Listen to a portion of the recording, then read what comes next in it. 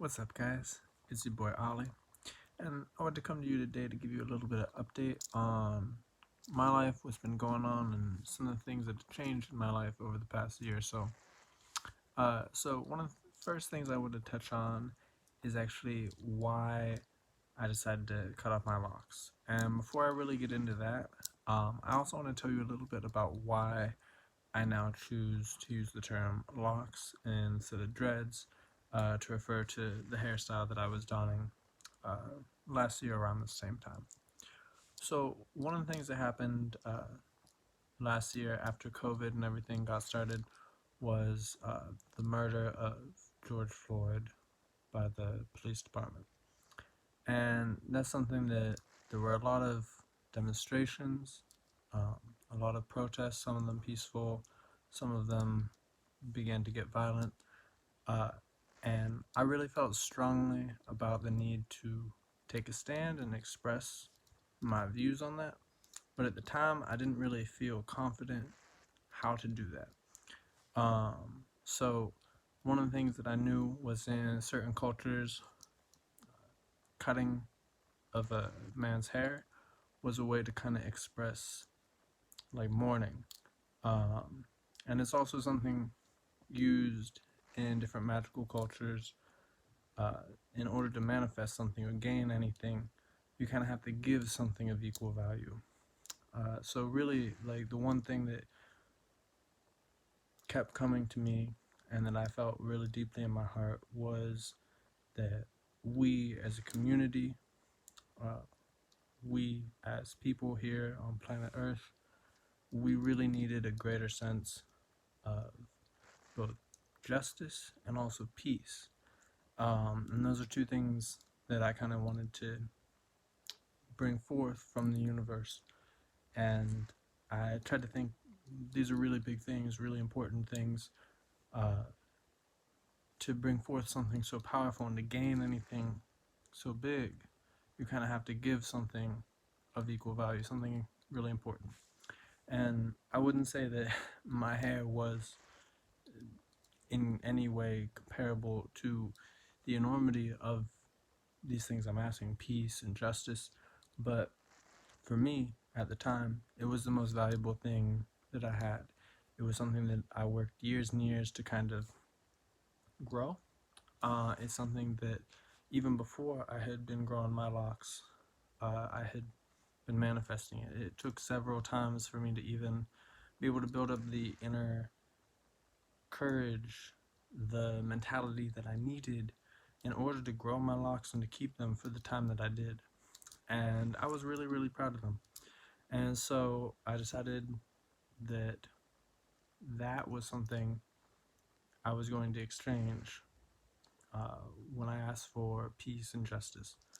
Uh, so, shortly after those incidents occurred, I cut off my locks. Um, I didn't really engage in any of the protests. It's something I'm still not sure whether or not that was the right decision, but uh, I don't know a whole lot of my history. I have looked into a few things, and one of the things that I know is, especially in these kind of instances, there's a lot of people uh, who are kind of planted in these peaceful protests who don't have peaceful intentions. And they're kind of there to make the whole thing look less credible. And really, I just didn't want to get caught up in any sort of a crowd mentality and do anything myself in the moment that wouldn't really help the cause in general. And I didn't trust that maybe I would be able to make the right decisions and not get spurred on by some of these people who were there to instigate trouble. And so that's why I chose to do what I did. I don't know if that's right.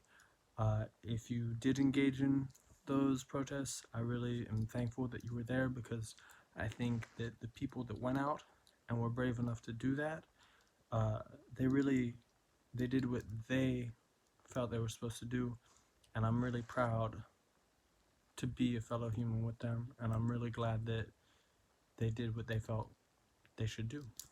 And I think it did have uh, overall effect on at least the conversation that we're having as a people all around the world. One of the other things I was going to say, the reason why I choose to call that hairstyle locks instead of dreads is I actually had a couple of my friends uh, bring up the idea to me.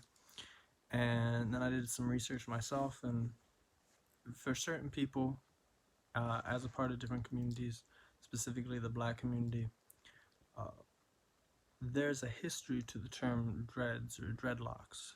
And from what was explained to me and what I had researched, is basically that when some of the European um, colonizers first saw some of the people in Africa and some of these other places that had locks, they saw this and it inspired sort of like fear, and they even came up with these different mythologies and things surrounding that were very negative, and that's why they use the term dread, like this really negative term, when in fact it's a beautiful hairstyle that shows the amalgamation of one's power in the form of their hair, and kind of shows like the wisdom they've gained through experience and their patience that they have as a person.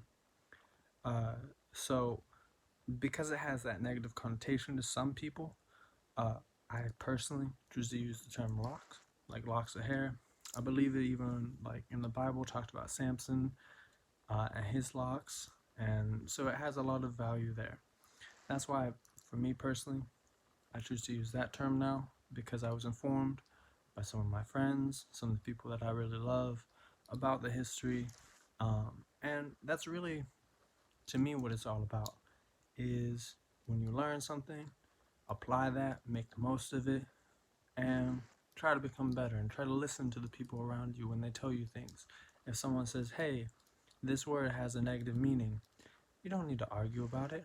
For them, it has a negative meaning, and if that's someone that you care about, if it's not a big deal to you, maybe choose a different set of words and learn and trust the people around you. Uh, Same thing kind of goes, there's a lot of things that I found. There's like an acceptable social, like a socially acceptable way of referring to them, and then there's like how people in the know refer to them.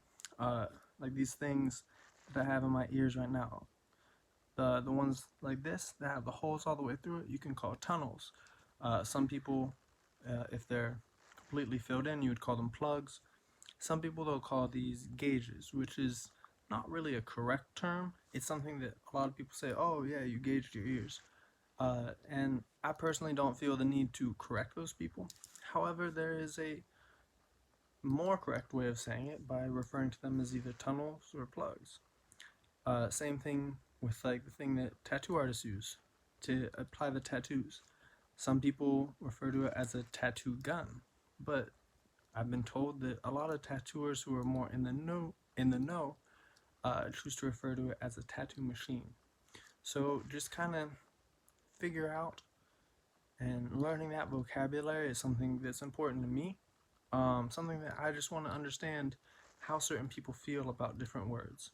And so, if you have certain words that you find are really important to you, for people to use in your profession, no matter what it is that you do, I'd really like if you can go ahead and share some of those in the comments so that I can become more informed, and so that everyone else in this community can become a little bit more informed as well.